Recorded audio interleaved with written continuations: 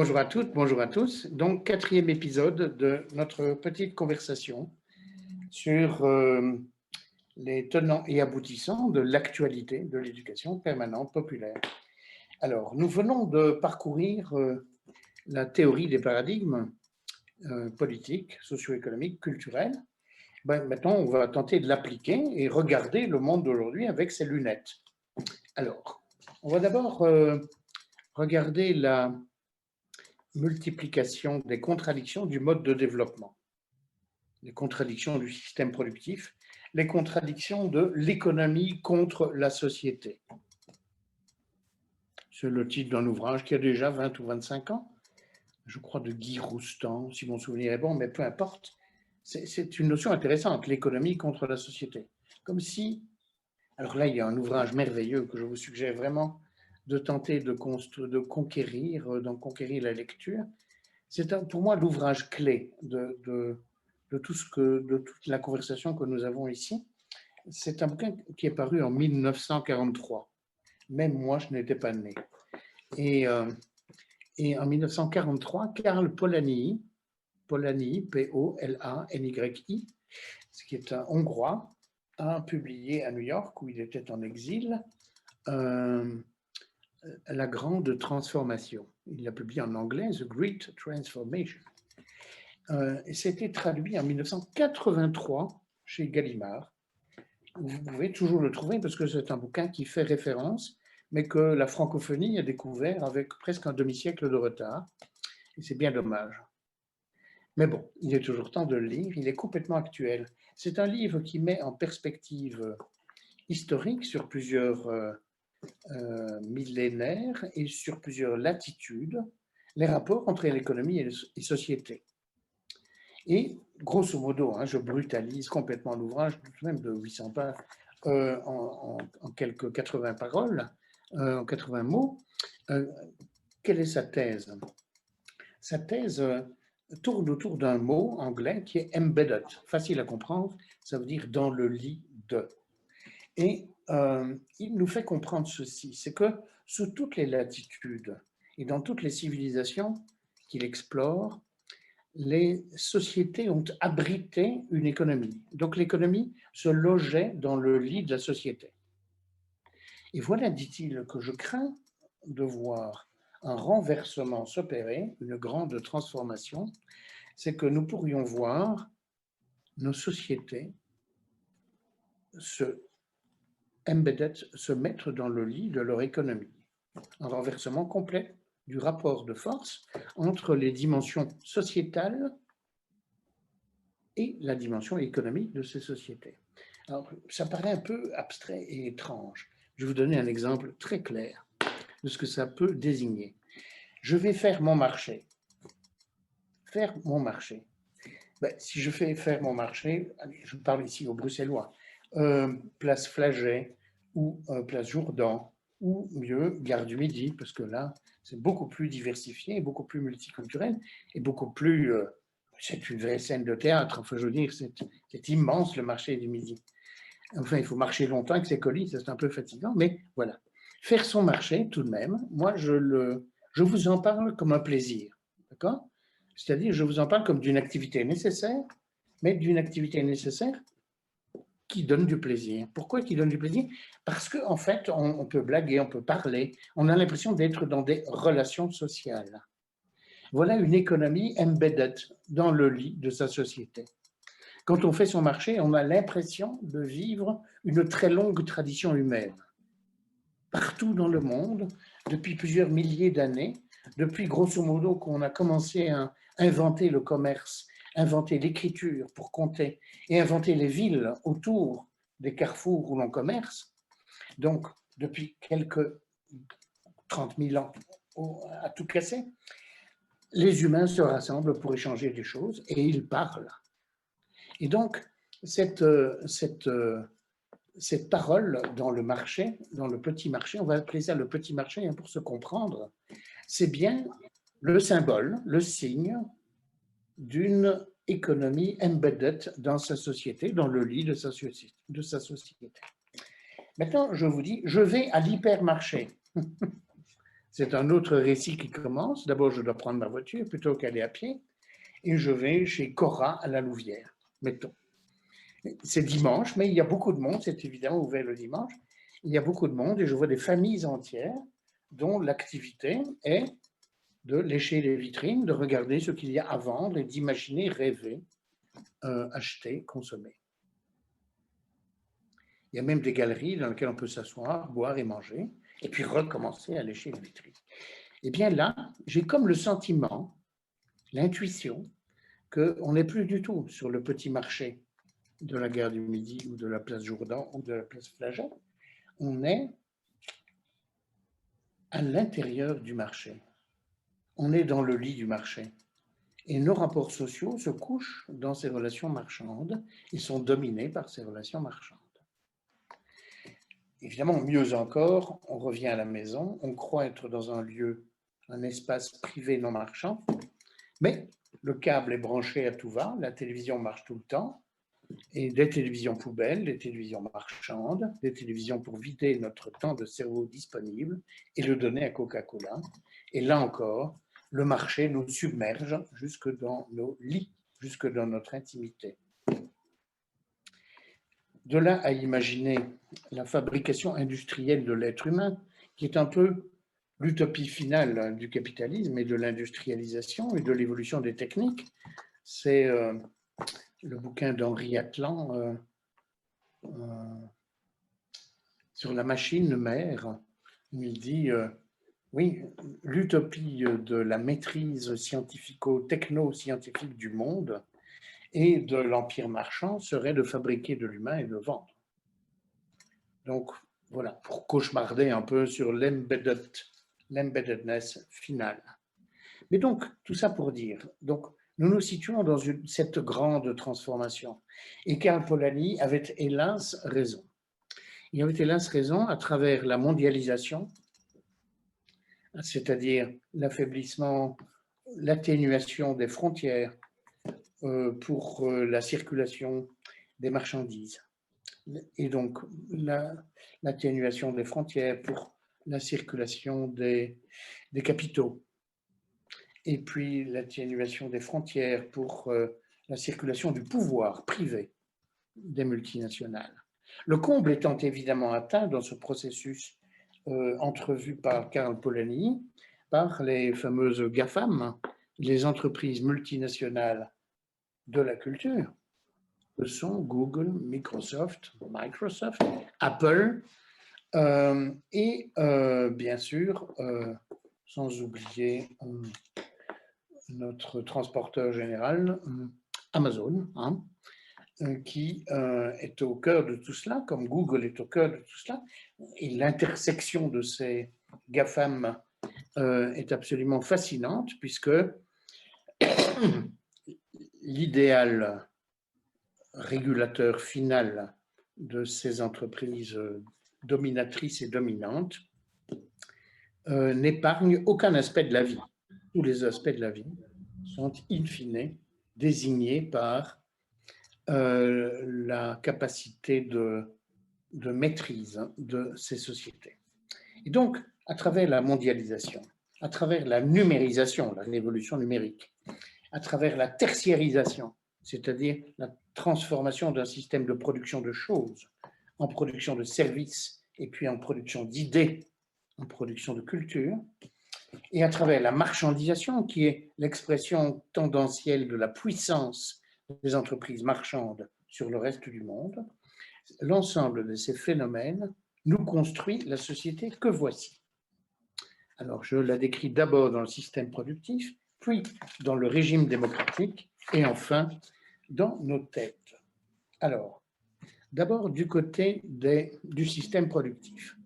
Les contradictions du système productif vont construire un mode de développement qui confine au non-sens, c'est-à-dire dont, en définitive, la valeur pourrait être négative.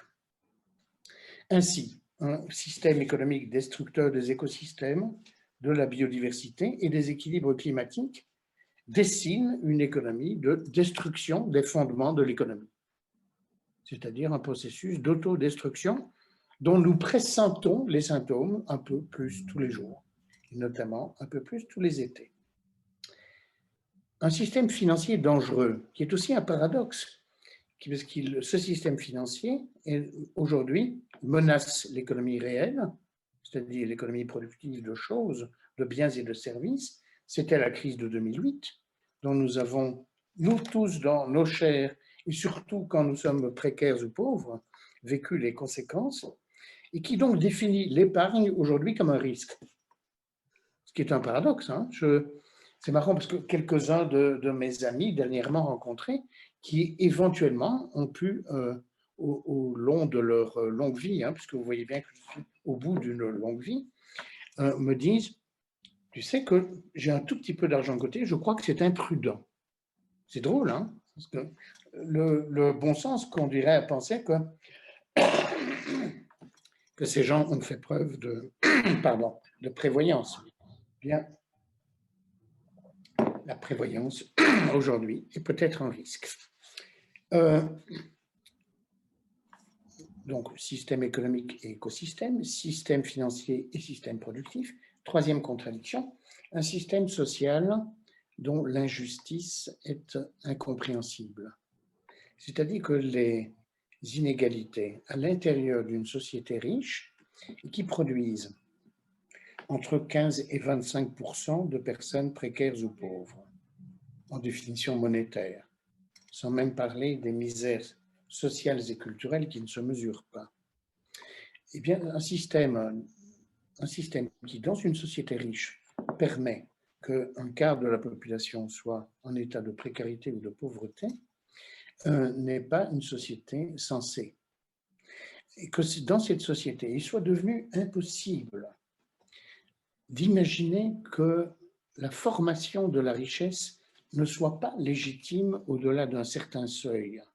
Je veux dire, pourquoi n'imagine-t-on pas, comme ce fut imaginé aux États-Unis en 1945, une taxation à 100%. Le compromis, pour finir, fut à 92% d'un certain type de revenu, au-delà duquel donc on considérerait qu'il y a une richesse illégitime.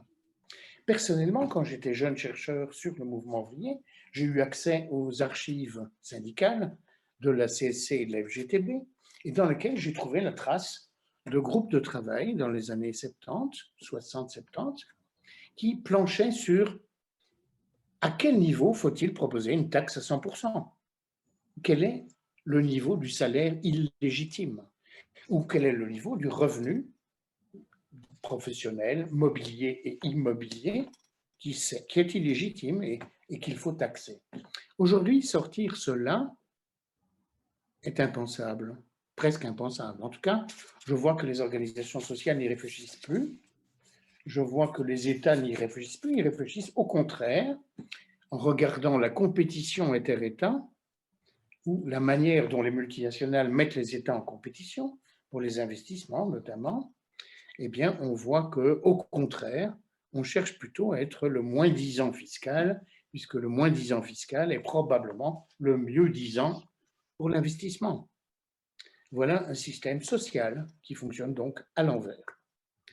Enfin, une répartition du travail qui est, elle aussi, injuste et inefficace.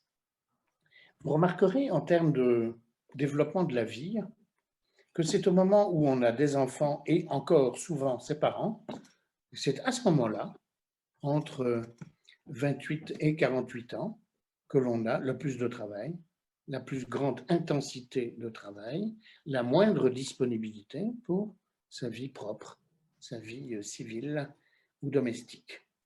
Donc trop de travail pour beaucoup, une absence de travail ou une souffrance au travail pour beaucoup, un travail insuffisamment libre et créateur pour la plupart, la souffrance au travail et le burn-out comme phénomène social majeur. Le livre de Christophe Dejour sur la souffrance au travail doit être sur toutes les tables de nuit, de même que Global Burnout de Pascal Chabot, qui montre que ce burn-out dans le système productif finit par être un burn-out général et qui n'épargne pas la vie quotidienne, puisque l'on parle par exemple aujourd'hui de burn-out parental, par exemple. Enfin, un dernier aspect de visite du système socio-économique, c'est la consommation absurde à différents égards. Et de ce point de vue-là, la crise sanitaire, du Covid et du confinement est comme un coup de projecteur lucide sur le réel. En parlant d'abord de métiers essentiels dans le premier confinement, dans lequel ceux qui n'étaient ni infirmières, ni aides-soignantes, ni médecins, ni éboueurs, ni caissières, ont dû se poser la question de savoir pourquoi diable certains sont essentiels et donc comment ça se fait que je suis dans un métier inessentiel. Donc je trouve très amusant, très pertinent, très créateur l'évocation de ce qu'est un travail essentiel. Puis maintenant, dans le deuxième confinement, on a eu le débat, on a toujours le débat sur les commerces essentiels. Alors, vous voyez la vexation que ça produit pour les coiffeurs, par exemple, d'être reconnus non essentiels, de même que pour les personnes qui pratiquent différentes techniques de bien-être, de massage et tout ça, mais aussi pour tous les acteurs culturels, qui sont donc définis, eux aussi, comme non essentiels. Et par exemple, dans l'épisode actuel, je parle ici mi-décembre 2020, hein, pour les historiens du futur qui regarderont la bulle, eh bien, mi-décembre 2020, il se fait que les commerces inessentiels sont tous ouverts, avec de petites contraintes sanitaires, mais que par contre, les cinémas, les théâtres, l'action culturelle, l'action associative est déclarée fermée. Pourquoi ? Sans aucune raison technique ou scientifique, puisqu'au contraire, ces lieux, plus facilement que les lieux commerciaux, peuvent instituer les distances physiques indispensables à la sécurité sanitaire. Donc, une consommation absurde à différents égards. Il est clair aussi que ceux qui, dans les industries, ont été reconnus dans le premier comme dans le second confinement comme des travailleurs indispensables, travaillent peut-être à produire des objets nuisibles, et pour l'environnement, et pour, à la limite même, pour notre mode de vie, des objets ridicules, alors même que les théâtres et les cinémas sont fermés et que l'éducation permanente est interdite.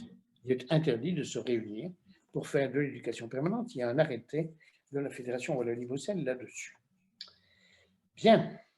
Et enfin, j'en termine sur cette exploration de nos vies par la culture marchande ou la production industrielle du non-sens. Tout de même, ce qui est nouveau dans ce monde-là, c'est la puissance d'entreprises privées marchandes dans le domaine des industries culturelles. Ça concerne évidemment non seulement les logiciels de Microsoft, de Apple, mais aussi les banques de données et les big data de Google et de toutes les autres plateformes numériques. Il y a là quelque chose de tout à fait nouveau dans l'histoire, c'est que la question du sens ou du non-sens peut industriellement faire l'objet d'une production sous le contrôle d'un pouvoir privé de quelques personnes. Ce n'est guère rassurant. Voilà pour une brève exploration du mode de production et du mode de vie sous l'angle sens ou non-sens. Allons voir du côté de la démocratie maintenant. Alors, le régime démocratique que nous avons institué et qu'on appelle généralement les démocraties libérales sont grosso modo des régimes qui s'appuient exclusivement sur la représentation politique. C'est-à-dire que la question du pouvoir politique se fait par délégation dans le rituel qu'on appelle l'élection, l'usage, donc la mise en œuvre des droits de vote et d'éligibilité. C'est grosso modo le cœur de la démocratie libérale depuis 250 ans. Bien sûr, ce cœur de métier de la démocratie politique, de la démocratie libérale dans le champ politique, s'accommode de contre-pouvoirs, du côté notamment des acteurs socio-économiques, hein, c'est ce qu'on a appelé en Belgique notamment la concertation sociale et s'accommode d'une très grande, en Belgique aussi, d'une très puissante administration consultative, comme disait le CRISP à l'époque, c'est-à-dire d'une multitude d'instances de conseil dans lesquelles l'ensemble des causes fait l'objet de consultations et de prises d'avis de la population ou des associations supposées représenter la population. Mais enfin, la question du pouvoir reste, elle, ordonnée à la représentation et ses liens avec les contre-pouvoirs socio-économiques, la concertation sociale et les instances d'avis, ces liens se sont plutôt affaiblis que renforcés. Et donc, il y a comme une forme de solitude de l'action publique fondée sur le seul lien de représentation politique. Et peut-être voyez-vous tout doucement s'esquisser le problème que je voudrais désigner. C'est que l'évolution du monde à travers la mondialisation, à travers la marchandisation, à travers la tertiarisation et la numérisation, multiplie les contradictions et multiplie les scènes où l'on est quelque part interdépendant et relié aux autres.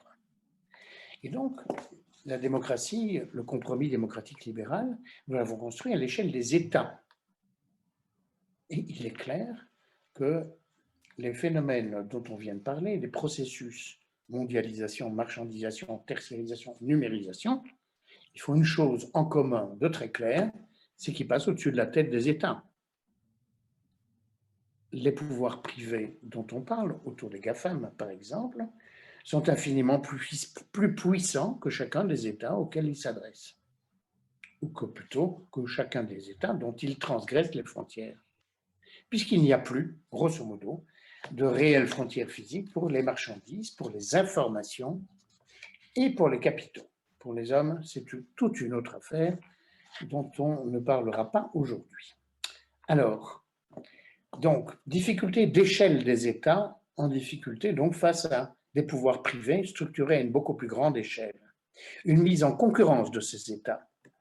Et quand ces États tentent de s'agréger pour construire un rapport de force, c'est évidemment le pari de l'Union européenne. Ben, ces États sont devant la difficulté de ce que signifie une fédération, de ce qui signifie se mettre ensemble. Et vous voyez à quel point aujourd'hui cette construction européenne, à 28 États moins 1 dans quelques jours, à 27 États, est d'une difficulté cruciale. Et donc, ce qui est maintenant anthropologiquement de plus en plus évident, c'est qu'il y a trop de complexité dans le monde pour que la représentation fonctionne, c'est-à-dire soit légitime. Comment voulez-vous? Donc ça n'a rien à voir avec la qualité du personnel politique. Mettons que ce soit vous et moi qui soyons le personnel politique. Hein? Donc on n'en doute pas, c'est nous. Donc nous pouvons nous faire confiance. Mais le problème n'est pas là. Le problème c'est comment vais-je déléguer à quelqu'un d'autre que moi la capacité d'arbitrer, enfin d'exprimer, d'analyser et d'arbitrer les contradictions, tant ces contradictions sont nombreuses, plurielles et enchevêtrées. C'est impossible.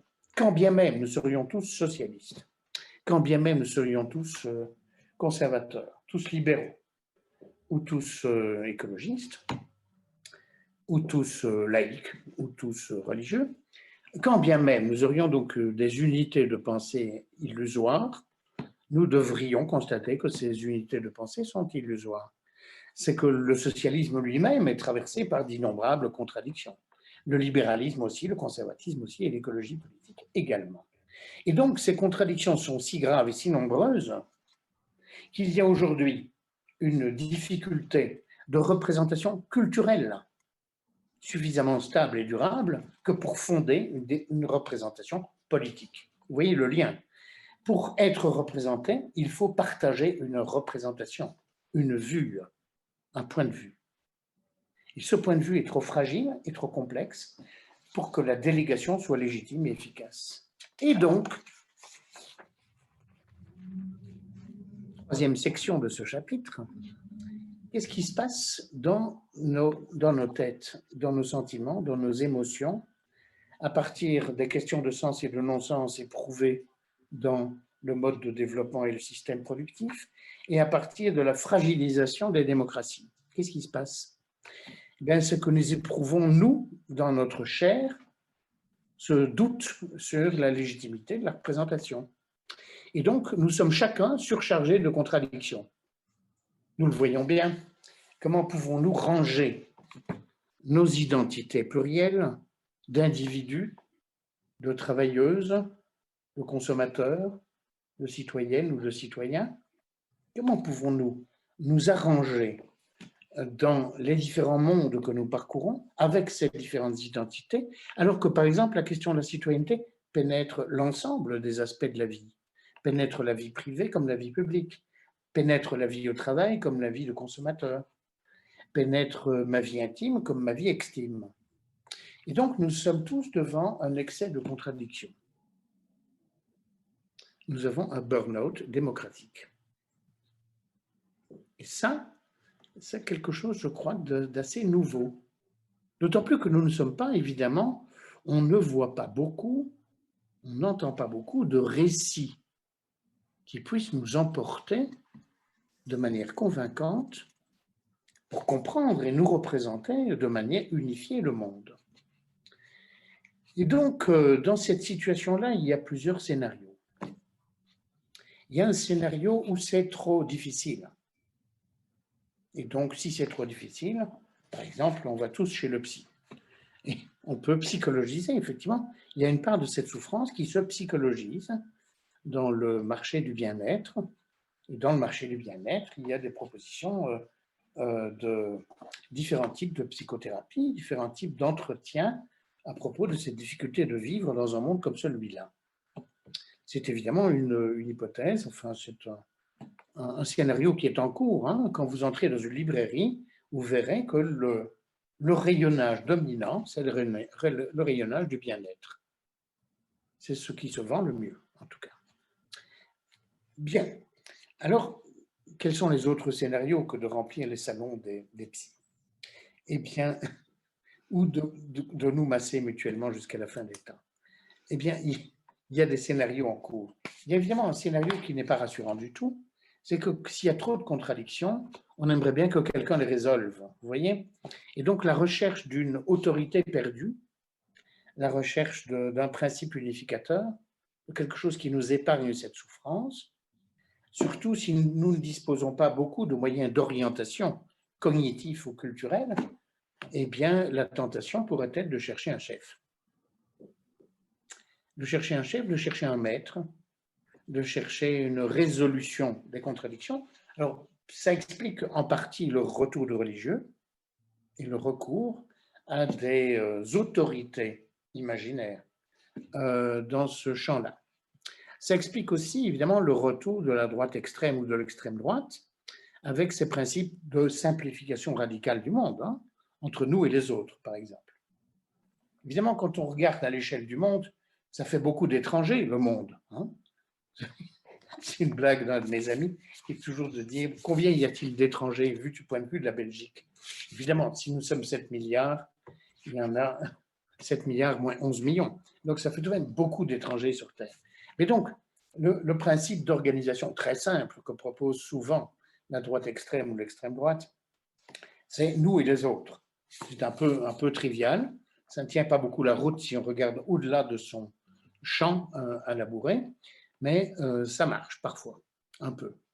Évidemment, le principe aussi est de dire que nous avons besoin de quelqu'un qui décide, surtout si possible un homme, ventripotent et barbu, c'est encore mieux, hein, quelque part une figure ancestrale, le patriarcat. En bref, le patriarcat est aussi une voie de sortie, mais évidemment que j'apprécie moi comme autant d'impasses, hein, que le racisme est évidemment une de ces impasses, le nationalisme est une de ces impasses, et le patriarcat est une de ces impasses, et la religion en politique, la confusion entre religion et politique est encore une de ces impasses. Ça fait pas mal d'impasses, et donc ça, c'est un scénario qu'on va appeler le scénario ultra-conservateur, qui est une manière de sortir d'un excès de contradiction. Un autre scénario bien connu, c'est le scénario de la marchandisation générale. C'est qu'en fait, ce qui se vend et s'achète ne se discute plus. Vous savez, la table de conversation des gouvernements est moins chargée si une série de problèmes ne sont plus confiés aux autorités publiques, mais confiés au pouvoir du marché. Ce qui se vend et s'achète ne se discute plus. Et donc, la privatisation et la marchandisation est une manière de résoudre le problème. Vous voyez? Bon, de nouveau, de manière illusoire, bien sûr, de manière provisoire, et évidemment, sans oublier que cela va aggraver les contradictions et les problèmes que nous avons évoqués plus haut, contradiction du mode de développement, contradiction du mode du système productif. Alors, il y aurait encore un autre scénario. Hein. C'est comme dans Dante, Béatrice du fond des enfers, Dante, du fond des enfers, aperçoit Béatrice, hein, aperçoit la lumière. Donc, il y a évidemment un autre scénario possible, qui est de renouveler notre relation à la démocratie, et donc de se saisir de ce vide du lien de représentation. Vous voyez, je suis représenté, vous êtes représentant, et il y a entre nous un immense vide, le vide de 5 ans entre 2 élections, et le vide de votre occupation politique et de ma désoccupation politique. Donc, il faut partager l'occupation politique. Il faut beaucoup plus partager l'occupation politique. C'est le sens, évidemment, de la limitation du cumul des mandats. Ça va dans ce sens-là. C'est le sens de multiples consultations plus ou moins honnêtes,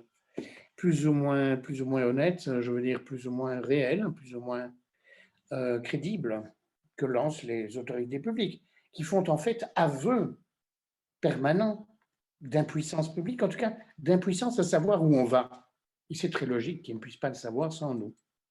Et donc de multiples états généraux, de multiples procédures de consultation générale, de multiples procédures comme le grand débat que Macron a lancé après les Gilets jaunes, à la fois pour faire diversion, mais peut-être aussi, en tout cas certains l'ont espéré, pour mettre tout le monde en réflexion et en tirer quelque chose. Bon, j'ai quelques doutes. Et puis la Convention citoyenne sur le climat, qu'il a également récemment mis en œuvre pendant plus d'1 an, qui a donné 150 propositions et qui donnera un projet de loi très en retrait, je crois, la semaine prochaine. Bien. L'ensemble de ces petits signes tourne autour de l'idée qui fait aujourd'hui quasiment consensus. Que vous ouvrez le journal, de préférence Le Monde plutôt que La Dernière Heure, mais vous verrez dans différents chapitres, dans différentes sections et dans différents pays, partout, que ce soit à gauche ou à droite, que tout le monde s'accorde pour dire que le lien de représentation est en train d'être perdu. Le lien de légitimité et d'efficacité, puisque l'un c'est l'autre. S'il n'y a pas de légitimité, il ne peut plus y avoir d'efficacité. Et que les mesures que vous prenez sont reçues en travers de votre gueule et donc en travers de votre conscience, et donc vous n'y adhérez pas, et donc vous vous révoltez, ou ça passe à côté de sa cible. Vous voyez? Donc, renouveler le lien démocratique, renouveler le lien de représentation, parce que je pense qu'il faudra toujours des représentants, on ne sait pas vivre dans un régime général, global et permanent d'Assemblée générale. Par contre, on peut peut-être proposer à tous les citoyens, à toutes les citoyennes, de consacrer une bonne partie de leur temps à la vie en commun, aux fonctions collectives, et habiter les fonctions collectives. Et donc ça, c'est ma section finale, mais que nous envisagerons dans une dernière conversation qui va suivre cette pause. À bientôt.